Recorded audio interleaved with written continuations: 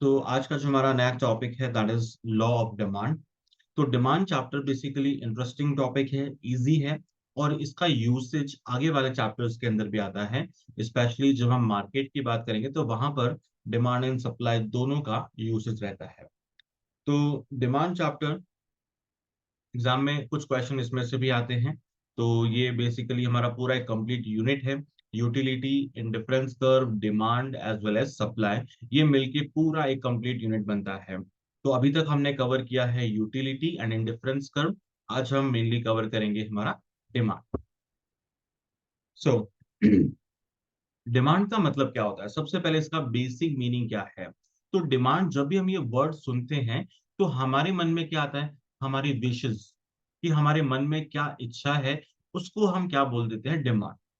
तो अगर किसी पर्सन की हम बात करें कि वो एक बेसिक पर्सन है, उसके पास सिर्फ साइकिल है, टू व्हीलर नहीं है, तो उसके मन में क्या है, उसको क्या चाहिए, उसको एक बाइक चाहिए, उसको एक एक्टिवा चाहिए, ताकि वो अपने से अपर पोजीशन पे जा सके। तो जब वो पर्सन ऐसा सोचता है कि उसको एक बाइक चाहिए, तो क्या हम उस सोचने की वजह से उसको डिमांड कह सकते हैं? नो सर, इफेक्टिव डिमांड नहीं होगी। यस। तो जब तक वो सिर्फ पर्सन सोच रहा है हम उसको डिमांड नहीं बोलेंगे। तो डिमांड बोलने के लिए कुछ पॉइंट्स का होना जरूरी है। जब तक वो पॉइंट्स नहीं है तब तक हम उसको डिमांड नहीं बोल सकते। तो किसको हम डिमांड बोलेंगे? Demand refers to various quantity of a commodity और service which consumers are willing and able to purchase। जो कंज्यूमर क्या है, परचेज करना चाहते हैं, उनकी विलिंगनेस है, एट वेरियस पॉसिबल प्राइसेस। लेकिन कब? During a period of time. तो ये डिमांड की बेसिक डेफिनेशन है। अब अगर इस डेफिनेशन के अंदर हम पॉइंट्स देखें तो क्या क्या पॉइंट्स कवर होते हैं, तो 5 पॉइंट मेनली कवर होते हैं। सबसे पहले तो क्या है, डिजायर। डिजायर मतलब मन में इच्छा होनी चाहिए कि मुझे ये आइटम चाहिए, मुझे ये कमोडिटी खरीदनी है, या मुझे ये सर्विस चाहिए। तो पहली तो मन में डिजायर होना जरूरी है। ठीक है। अब मन में डिजायर तो है कि उस पर्सन को एक बाइक परचेज करनी है, लेकिन जब हम उसकी परचेसिंग पावर देखते हैं तो उसकी इनकम इतनी ही है कि जितना पैसा आता है पूरा खाने पीने रहने में खर्च हो जाता है। तो जब उसके पास इतनी इनकम नहीं है, that means there is no purchasing power, तो फिर हम उसको डिमांड नहीं कह सकते। लेकिन अगर उस पर्सन के पास में कुछ पैसा है, कुछ सेविंग्स है, जिससे वो बाय कर सकता है, that means there is the purchasing power. अब उसके पास परचेसिंग पावर तो है, उसने हर महीने कुछ पैसा बचाया है जिससे वो टू व्हीलर खरीद सकता है। लेकिन परचेसिंग पावर सिर्फ होने से काम नहीं चलेगा। अभी हमें क्या चाहिए? विलिंगनेस टू पे।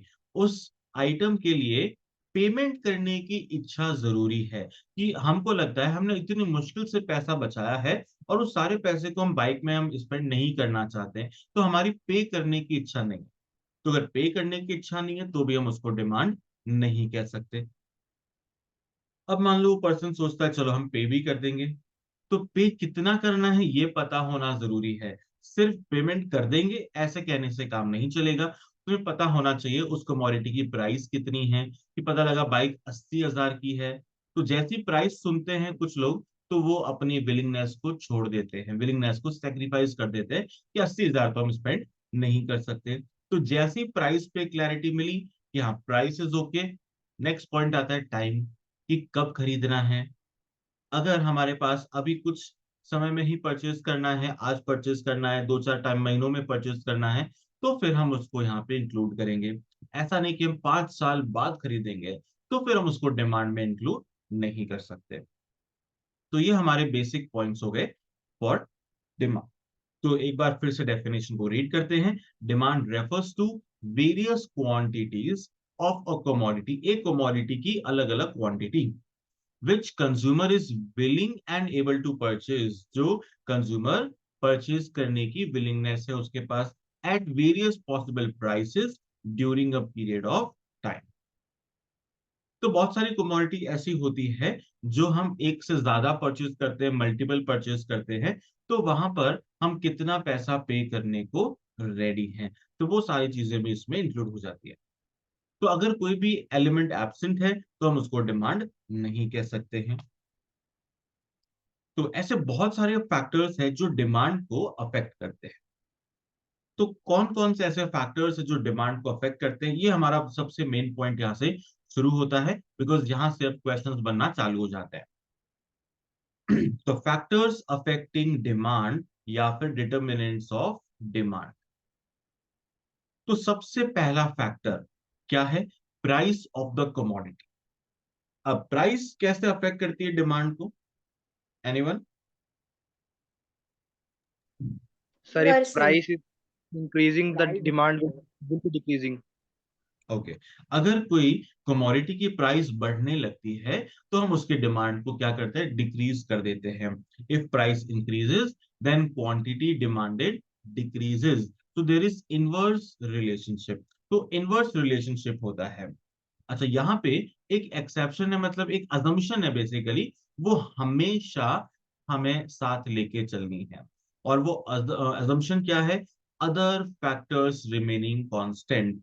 कि जब हम एक फैक्टर में चेंज करने की बात कर रहे हैं तो दूसरे सारे फैक्टर्स क्या हो जाएंगे? कांस्टेंट हो जाएंगे। तो ये सबसे मेन अजम्पशन है, अदर फैक्टर्स रिमेनिंग कांस्टेंट। इसका एक लैटिन वर्ड है, उसको हम बोलते हैं सेट्रिस पेरिबस। सेटरिस पेरिबस। तो इस वर्ड का क्या मतलब है? Other factors remaining constant. अगर प्राइस में चेंज हो रहा है तो दूसरे सारे फैक्टर्स सेम रहेंगे, मतलब कंज्यूमर की इनकम वही है, फिर सब्स्टिट्यूट्स कॉम्प्लीमेंट्री किसी में कोई चेंजेस नहीं होने वाले हैं। तो other factors remaining constant, there is inverse relationship between the price and quantity demanded. In short, अगर हम कहते हैं प्राइस इंक्रीज होती है तो फिर क्वांटिटी डिमांडेड डिक्रीज हो जाएगी, और अगर प्राइस फॉल होने लग जाए तो फिर क्वांटिटी डिमांडेड इंक्रीज हो जाएगी। तो दोनों में रिलेशनशिप कैसा हो गया? इनवर्स हो गया। और ये बड़ा प्रैक्टिकल भी है, अगर हम अपने घर में भी देखते हैं।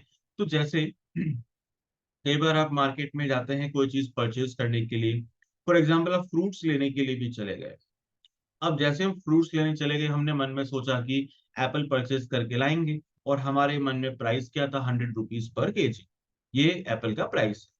तो जैसे हम मार्केट में गए, पता लगा एप्पल की प्राइसेस तो बहुत बढ़ गई, 250 rupees per KG is the price.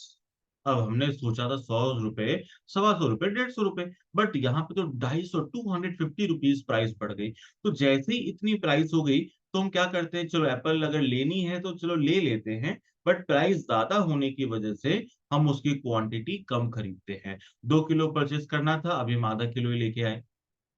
एक बार आज का काम निकालते हैं, फिर कल की कल देखी जाएगी।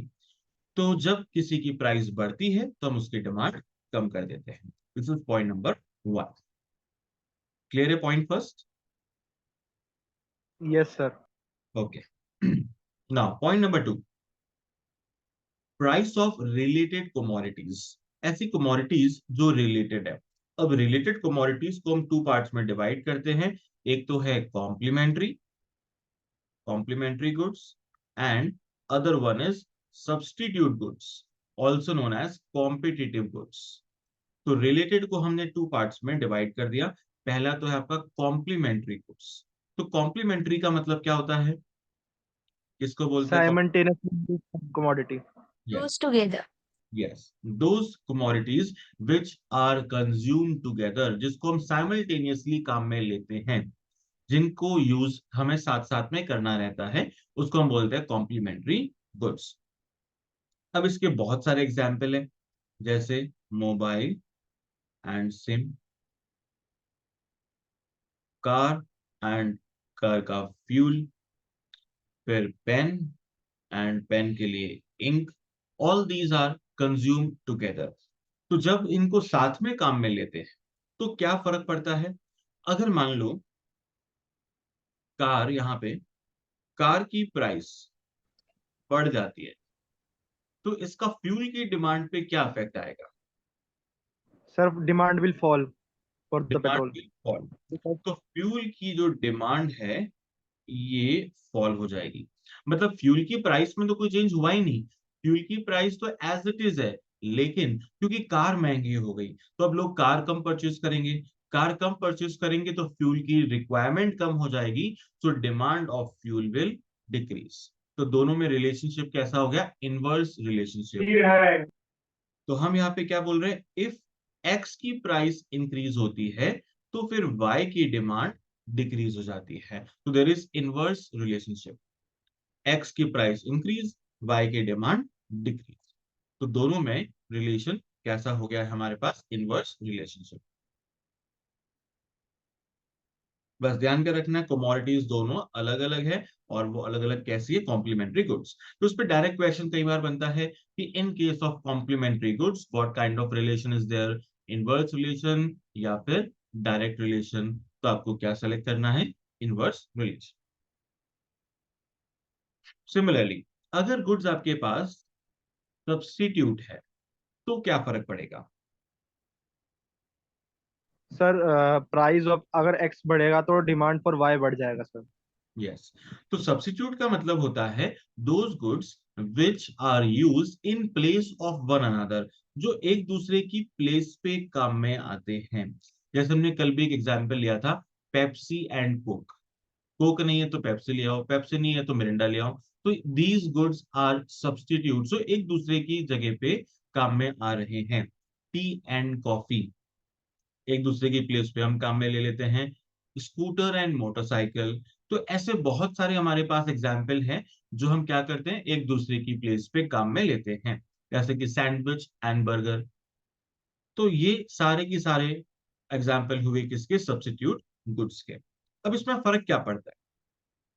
फर्क ये पड़ता है if price of Pepsi increases, अगर पेप्सी की प्राइस बढ़ जाती है तो फिर कोक की डिमांड पे क्या असर होगा?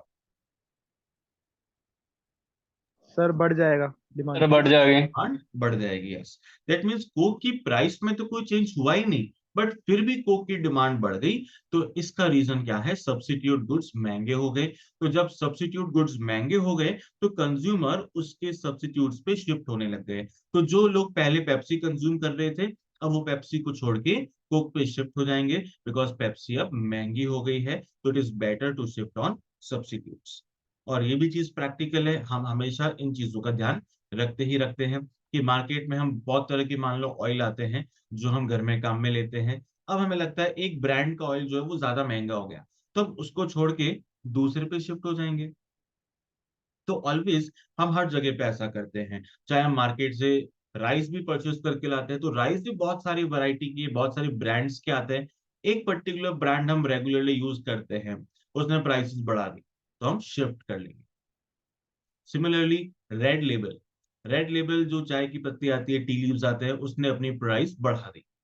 तो जो उसका जो कॉम्पिटिटर है, सब्स्टिट्यूट है, ताजमहल, हम उस पर शिफ्ट हो गए। देन दूसरे और किसी पे शिफ्ट होना तो उस पे शिफ्ट हो गए, लिप्टन पे चले गए। तो ऐसे बहुत सारे हमारे पास ऑप्शन रहते हैं। तो कंज्यूमर हमेशा क्या कोशिश करेगा? कम प्राइस में उसको चीजें अवेलेबल हो जाए। सो इसका कंक्लूजन क्या है? There is a direct relationship, the price of X increases and demand for Y increases. तो ये इसका कंक्लूजन हो गया, there is direct relationship, positive relationship. जबकि कॉम्प्लीमेंट्री के अंदर क्या था? If price of X increases then demand of Y decreases, वहां पे रिलेशन इनवर्स था। और फर्स्ट वाले पॉइंट में क्या था? If price of X increases then demand of X decreases. तो फर्स्ट पॉइंट में दोनों जगह पे एक्स था, सेकंड में एक एक्स और एक वाई है। Okay, now point number 3, third factor. तीसरा फैक्टर क्या आता है? Income of consumer. तो अगेन सेम बात, इनकम में चेंज हो रहा है तो दूसरे सारे फैक्टर्स क्या रहेंगे? कांस्टेंट। ना तो प्राइस में चेंज हो रहा है, ना सब्स्टिट्यूट की प्राइस में चेंज हो रहा है, और ना ही कॉम्प्लीमेंट्री में, कहीं पे कोई चेंज नहीं है। सिर्फ कंज्यूमर की सैलरी बढ़ गई, कंज्यूमर का प्रॉफिट बढ़ गया, उसकी इनकम बढ़ गई। तो इनकम और डिमांड ये कैसे रिलेट करते हैं, क्या लगता है? सर इनकम बढ़ने से डायरेक्टली। कंज्यूमर की परचेजिंग पावर बढ़ जाती है सर। हम्म।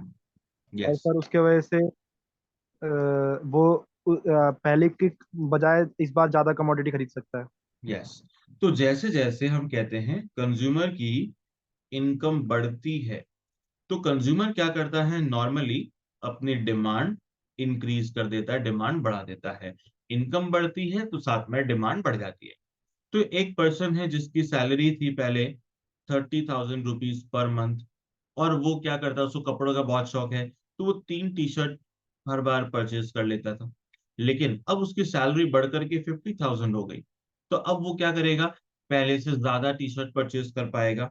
तो वो 4 टी शर्ट 5 टी शर्ट अब परचेज कर रहा है। दैट मीन्स जैसे जैसे हमारी इनकम बढ़ी, हमारी परचेजिंग पावर बढ़ जाती है, और इसलिए हम अल्टीमेटली डिमांड ज्यादा करते हैं।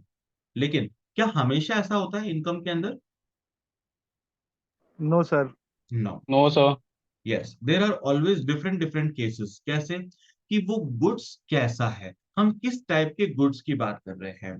तो अगर हम इनकम को कंपेयर करते हैं with necessary goods, with necessary goods. अब नेसेसरी गुड्स का मतलब क्या है, किसको सर जो बोलते हैं? हमें चाहिए, चाहे हमारी इनकम ज्यादा हो चाहे कम हो। चाहे हमारी इनकम कैसी भी हो, बट ये गुड्स ऐसे हैं जो हमारी बेसिक नीड को फुलफिल करने के लिए जरूरी है।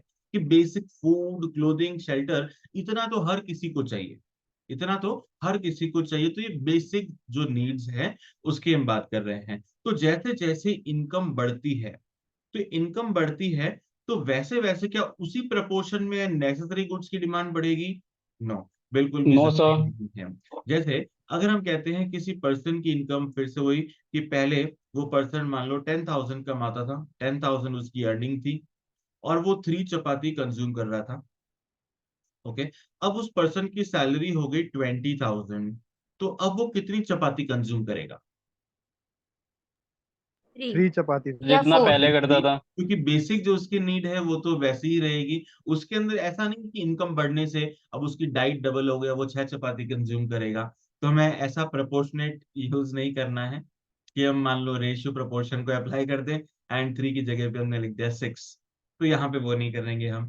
तो नेसेसरी गुड्स के केस में हम कहते हैं इनकम बढ़ती है तो नेसेसरी गुड्स की डिमांड नहीं बढ़ती, या फिर इन केस बढ़ती भी है तो बहुत स्लाइट उसमें चेंज आता है, कोई खास चेंज नहीं आता है। तो इसको रीड कर लेते हैं। If goods are such that they satisfy the basic necessities of life, तो an increase in consumer income initially caused an increase in demand for the necessaries, but it became stable thereafter। कि अगर मान लो बहुत ही गरीब है, तो एक certain level तक तो हम कह सकते हैं चलो थोड़ी बहुत तो डिमांड बढ़ सकती है, बट उससे ज्यादा उसकी डिमांड नहीं बढ़ सकती है। तो ये तो हो गया आपका नेसेसरी के साथ में कंपैरिजन। दूसरा कंपैरिजन आता है इंफीरियर कमोडिटीज के साथ में। इंफीरियर का क्या मतलब है,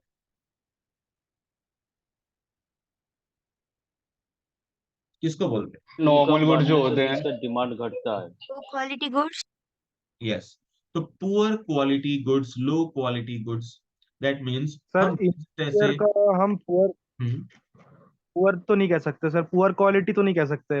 हम ये कह सकते हैं कि सर अगर हमारी इनकम बढ़ रही है तो हमारे लिए वो चीज छोटी, मतलब उसकी कोई वैल्यू कम होती जा रही है। कोई मान लीजिए किसी की अगर इनकम है कि वो 10,000 की शर्ट खरीद सकता है, तो उसके लिए 500 वाली शर्ट मतलब उतनी बढ़िया नहीं रहेगी। हम्म। इसे कहेंगे सर इंटीरियर। नहीं, ये तो ठीक है, लेकिन यहाँ पे वो सारी चीजें भी इंक्लूड होती है। फॉर एग्जाम्पल, जैसे अगर किसी पर्सन की इनकम कम है, तो वो हमेशा क्या कोशिश करेगा, कैसे भी करके उसका वो काम निकल जाए। उसको कपड़े चाहिए तो वो शोरूम में नहीं जाएगा।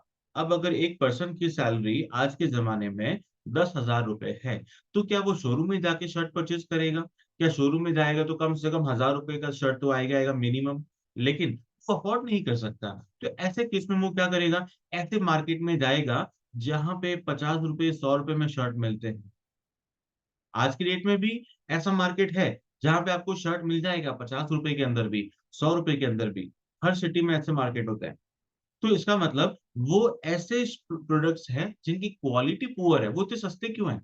क्योंकि वो डिफेक्टिव है, उसकी क्वालिटी पुअर है, वो या तो कपड़ा अच्छा नहीं है या कुछ ना कुछ उसमें प्रॉब्लम है। तो इसकी वजह से ये जो सारे प्रोडक्ट्स ये लो क्वालिटी के होते हैं। सिमिलरली हम ग्रेन्स की बात करते हैं, तो नॉर्मली हम देखें तो आज के जमाने में वीट की जो प्राइस है तो बहुत बढ़ गई है। 30 rupees per KG, 35 rupees per KG. अगर आप लोगों ने किसी अभी रिसेंटली परचेज किया होगा तो आपको उसकी प्राइसेस पता होगा। किया है भी किसने परचेज? Yes sir. क्या प्राइस में ऐसे ही आया? चल रहा है यही प्राइसेस चल रही है अभी, sir. Thirty thirty rupees six rupees per KG. Yes, तो 36 रुपीज पर केजी। तो ये अभी हमारी परचेजिंग प्राइस है। लेकिन अगर हम उस पर्सन को बोलें 10,000 रुपए कमाने वाले को कि उसको 36 रुपए किलो में गेहूं परचेस करना है, क्या वो परचेस कर पाएगा? नहीं, उसके लिए अफोर्डेबल ही नहीं है। तो इस बीट में भी बहुत सारी वैरायटी आती है। 10 रुपए के अंदर भी आपको बीट मिल जाएगा, लेकिन प्रॉब्लम क्या होगी? वो पुराना होगा, उसकी साइज अलग होगी, उसकी क्वालिटी अलग होगी। तो वो क्या करेगा, ऐसे गुड्स को परचेज करेगा जिसकी क्वालिटी लो है। तो उसको हम बोलते हैं इंफीरियर गुड्स। तो इंफीरियर गुड्स का तो मतलब समझ आया। अब हम ये कह रहे हैं कि पर्सन की सैलरी 10,000 से बढ़ के 20,000 हो गई, 20,000 रुपीज हो गई। अब वो पर्सन क्या करेगा? अब वो अपना थोड़ा सा स्टैंडर्ड बढ़ाएगा। वो क्या करेगा? थोड़े से अच्छे कपड़े पहनेगा, अच्छी क्वालिटी के गुड्स जो है वो यूज करेगा, चाहे व्हीट, राइस, पल्सेस, जो भी उसकी बेसिक नीड है उसको क्या करेगा? इंक्रीज करेगा, अपने स्टैंडर्ड को इम्प्रूव करेगा। तो ऐसे केस में हम क्या बोलेंगे? जब इनकम इंक्रीज होगी, then demand of inferior goods decreases. तो इंफीरियर गुड्स की डिमांड क्या हो जाएगी? कम हो जाएगी। अब वो पहले के कंपैरिजन में इंफीरियर गुड्स को कम परचेज करेगा, या हो सकता है वो ना भी परचेज करे। तो as income increases, demand for inferior goods decreases. तो रिलेशन कैसा बन गया? Inverse relation. Inverse relationship. ठीक है, तो ये पॉइंट क्लियर हो गया। सर हाँ, सर इन्फीरियर और नॉर्मल दोनों सेम होते हैं या दोनों अलग होते हैं? नहीं, बिल्कुल अलग है। नॉर्मल का मतलब हो गया जो हम रेगुलरली कंज्यूम करते हैं। इंफीरियर का मतलब हो गया पुअर क्वालिटी। चीज वही है लेकिन उसकी क्वालिटी में फर्क है। शर्ट हमने भी पहना है 1,000 रुपए का, लेकिन वो शर्ट ऐसा है जो मार्केट में 100 रुपए के अंदर मिल रहा है। शर्ट दोनों है, लेकिन शर्ट की क्वालिटी कॉम्प्रोमाइज्ड है। वीट वो भी खा रहा है, हम भी खा रहे हैं, बट दोनों की क्वालिटी में फर्क है। ठीक है, यस सर। ओके। अब आता है point number 4, distribution of income and wealth. अब इसका क्या रिलेशन है कि मार्केट में, या हम कहते हैं सोसाइटी में, एक स्टेट में, कि कितना इनइक्वालिटी है। मतलब रिच कितने हैं, पुअर कितने हैं, कितने लोग स्कैटर्ड है। तो जब भी हम बात करते हैं रिच पर्सन की, तो वो किसकी डिमांड ज्यादा करते हैं? लग्जरी गुड्स की डिमांड ज्यादा करते हैं। लेकिन अगर पुअर लोग ज्यादा है तो वो बेसिक नेसेसिटी गुड्स की डिमांड ज्यादा करेंगे। So if there is inequality of income and wealth, the rich section of society will demand more of luxuries. तो लग्जरी की डिमांड ज्यादा करेंगे, लेकिन large part of society will purchase more necessaries of life. क्योंकि rich अगर कम है और दूसरी कैटेगरी के लोग ज्यादा है, दैट मीन्स नेसेसिटी गुड्स की डिमांड ज्यादा होगी और लग्जरी की कम। लेकिन अगर equal distribution of income and wealth है, कि सब जगह पे लगभग बराबर सेगमेंट में लोग हैं, इनकम और वेल्थ बराबर है, दैट मींस लग्जरी की डिमांड वहां पे क्या होगी? डिक्लाइन होगी, एंड नेसेसरीज एंड कंफर्ट्स की डिमांड ज्यादा रहती है। मतलब एक एवरेज कैटेगरी के लोग ज्यादा है, तो वो नेसेसरीज या फिर कंफर्ट्स, इन चीजों की डिमांड ज्यादा रहेगी। फिर आता है साइज ऑफ पॉपुलेशन। पॉपुलेशन का साइज, अगर किसी कंट्री में किसी प्लेस पे पॉपुलेशन ज्यादा है तो गुड्स की डिमांड क्या होगी? ज्यादा रहेगी या कम? सर ज्यादा रहेगी। ज्यादा रहेगी। यस, तो there is simply direct relationship. Population कम तो डिमांड भी कम। देन कॉम्पोजिशन ऑफ पॉपुलेशन, की पॉपुलेशन में कौन लोग हैं। अगर मान लो पॉपुलेशन के अंदर चिल्ड्रन का कॉम्पोजिशन ज्यादा है, तो उस एरिया में किन चीजों की डिमांड ज्यादा रहेगी? तो उस एरियाज में हम कह देंगे टॉयज, बिस्किट्स, चॉकलेट्स, इस तरह के आइटम की डिमांड ज्यादा रहेगी क्योंकि वहां पे ज्यादा बच्चे हैं। अगर उस एरिया में फीमेल ज्यादा है, गर्ल्स एंड लेडीज ज्यादा है, तो किसकी डिमांड ज्यादा रहेगी? Sir cosmetics. यस, कॉस्मेटिक्स की डिमांड रहेगी। अंश को बड़ा एक्सपीरियंस है। सर वो पहले भी लेक्चर में देख चुका हूँ ना, तो वो याद है। ओके, तो कॉस्मेटिक्स और और सर ड्रेस बोल सकते हैं सर। ओके, बाकी सारी गर्ल्स साइलेंट क्यों होंगे? हमारा तो शर्ट पैंट में काम चल जाता है एक ही में। ओके, बाकी लोग भी बताओ किसकी डिमांड ज्यादा होगी? दिमाग में रहे। किसकी? Beauty products. Yes. Yes sir, beauty parlour हो गया, लड़कियों के कपड़े हो गए, यही सब होंगे। ओके, तो आप ज्वेलरी। अपने एक्सपीरियंस शेयर कर रहे हैं, right? That's great. Jewellery. So beauty parlour की डिमांड हो गई, फिर उसके बाद फैशनेबल आइटम्स की डिमांड हो गई, है ना? लेकिन सर एक बात समझ में नहीं, सारे बॉयज आंसर दे रहे हैं, गर्ल्स सारी साइलेंट है, ऐसा क्यों? क्या अंजलि? सर प्रताप जल्दी बोलता है सर। क्या? कुछ नहीं सर। चलो, ओके। तो इन शॉर्ट, जहाँ फीमेल ज्यादा है तो वहाँ cosmetic, beauty parlour, fashionable item, इन सब की डिमांड ज्यादा रहेगी। अगर कहीं पे सीनियर सिटीजन ज्यादा है तो उस केस में हम क्या बोलेंगे कि medicine, doctors, medical store sir. Yes, तो इन चीजों की डिमांड वहां पे ज्यादा रहेगी। तो ये डिपेंड करता है किस तरह का कॉम्पोजिशन है, तो वैसे डिमांड ज्यादा रहने वाली है। Then fashion and taste of consumer. तो फैशन एंड टेस्ट का मतलब क्या? कि जो चीज फैशन में है, जो चीज ट्रेंड में है, उसकी डिमांड हमेशा ज्यादा होती है, और जो आउट ऑफ फैशन है उसकी डिमांड कम हो जाती है। तो आज की डेट में अगर हम जीन्स की बात करें तो किस टाइप की जीन्स फैशन में है? High waist. ओके, और एक हम सर कहते हैं टोन बेल टोन बॉटम। जीन्स। टोन उसके अलावा, टोन जीन्स।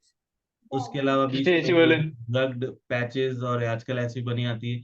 तो इस तरह की डिमांड ज्यादा है। तो जो चीज फैशन में है उसकी डिमांड ऑलवेज ज्यादा रहती है। अच्छा, आपको पता हो तो कुछ लोगों को कि पहले के पैचेस जमाने वाला में अब डिमांड कम है सर। इस तरह पैचेस वाले की की डिमांड जीन्स कम आती होगी। थी। अब आजकल वो आ रहा यस है सर। बेल इसे हम बॉटम बॉटम सर। बोलते क्या बोलते हैं? Bell bottom well what jeans. Sir. Yes. तो ये जो अभी है भी आती है जींस में। इनिशियली पता है कि इसकी जो स्टार्टिंग हुई थी, ये 1970s और 1980s में बहुत ट्रेंडिंग था, बहुत फैशन में था, और हर घर में, हर जेंट्स के पास ये ट्राउजर होती ही होती थी, मस्त था। जैसा आज की डेट में नैरो बॉटम जीन्स है, वैसे ही पहले बेल बॉटम होती थी, फिक्स था, हर किसी के पास ही मिलेगी। अगर आप पुरानी मूवीज भी आज देखते हो तो अमिताभ बच्चन की जो ट्राउजर्स होती थी वो इस तरह की होती थी। लेकिन आज की डेट में अगर हम देखें तो बहुत कम ऐसे बॉयज आपको मिलेंगे या जेंट्स आपको दिखेंगे जिनके ये इस तरह की जीन्स पहनी हुई। सर पंजाब साइड पे ज्यादा मिलता है, हमारे हरियाणा में सर वो जो फिटिंग वाली होती है वो पहनते हैं, पंजाब में ये वाली पहनते हैं सर, बेल बॉटम वाली। हाँ, तो ये इसका मतलब क्या है कि जो चीज फैशन में नहीं है, आउट ऑफ फैशन है, उसकी डिमांड बहुत कम हो जाती है। अच्छा, पहले ये फैशन किस में आई? मेल्स के अंदर आई। लेकिन अब ये फैशन ज्यादा किस में? लेडीज में ये फैशन ज्यादा है। Yes sir. सेम चीज पहले लेडीज में नहीं थी, लेकिन अब ये फैशन लेडीज में ज्यादा है और जेंट्स में बहुत कम हो गया। तो हर बार जो चीज चेंज होती रहती है, टेस्ट चेंज होता रहता है, तो उस तरह से मार्केट में डिमांड रहती है। देन फिर आता है एक और पॉइंट, डेमोन्स्ट्रेशन इफेक्ट और बैंड वैगन इफेक्ट। इसका क्या मतलब है? सर डेमोन्स्ट्रेशन मतलब जैसे सर एड्स और वो होते हैं सर किसी चीज हम्म। का, तो दूसरे लोग उसको देख के परचेज करते हैं सर। So सर people दिखावा। demand the commodity because दिखावे के लिए। other people are having. Sir hmm. दिखावे के लिए मोस्ट लाइक। दिखावे के लिए एग्जैक्टली नहीं कह सकते, हम इसमें ये कहते हैं कि आप अपने फ्रेंड के यहाँ गए और फ्रेंड के यहाँ आपने एक अलग सा टीवी देखा, कर्व्ड टीवी देख लिया, क्लैरिटी बहुत अच्छी है, 3D आपको दिख रहा है सब कुछ।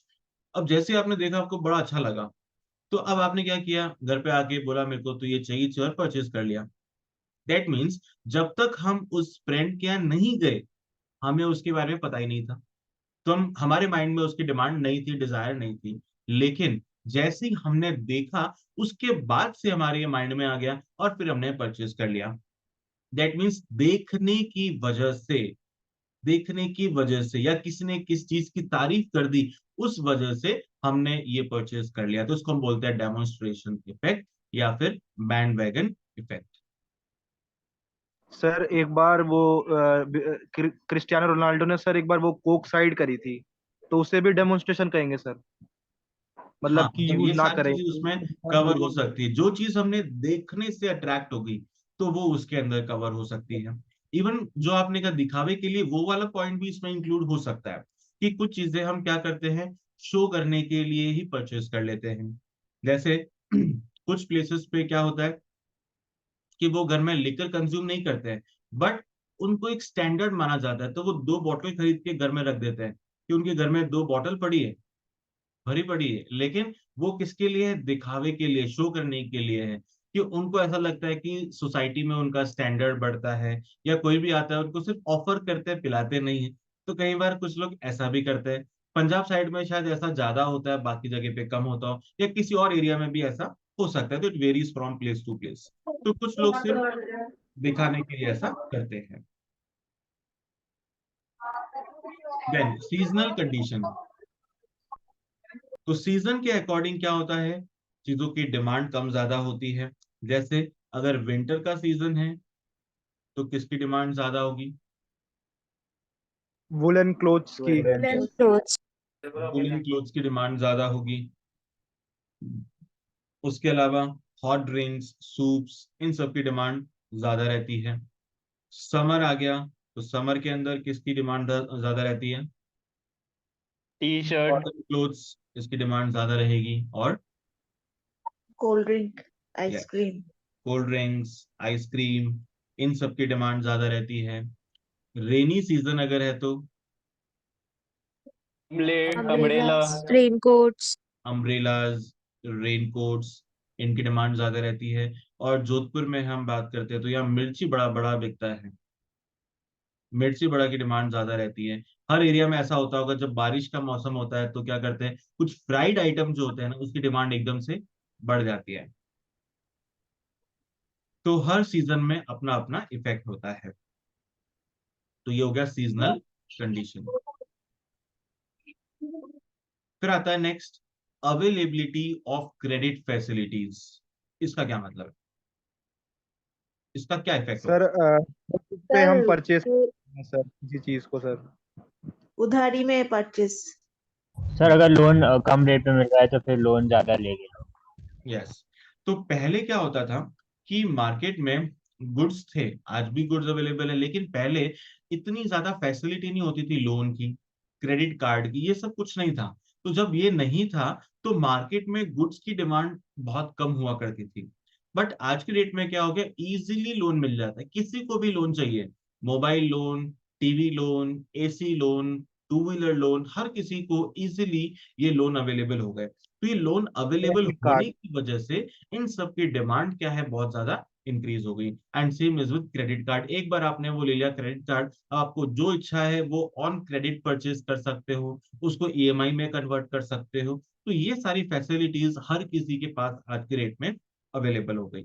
तो इस वजह से अगर हम देखें मार्केट में, ऐसे बहुत सारे लोग हैं जिनकी इनकम लो है, बट फिर भी वो हाई क्वालिटी गुड्स परचेज कर लेते हैं, just because of credit facilities. अगर आपने नोट किया हो, बहुत सारे मैंने ऐसे लोग देखे जिनकी मंथली सैलरी 12,000 रुपए है। उस 12,000 में से वो 4,000 की ईएमआई पे कर रहे हैं। किसके लिए? आईफोन के लिए। क्योंकि बहुत सारे ऐसे लोग दिख यस रहे हैं सर। जो वो आईफोन के दीवाने हैं। उनको 4,000 की ईएमआई देना मंद, उनको लगता है कि महीने की 4,000 तो अपन को पे करने हैं, बट उनको आईफोन तो लेना ही लेना है। पता नहीं, बहुत ज्यादा मैंने डेमोन्स्ट्रेशन यहाँ पे इफेक्ट। नोटिस किया है। आप लोगों ने भी कुछ ऐसा नोट किया हो?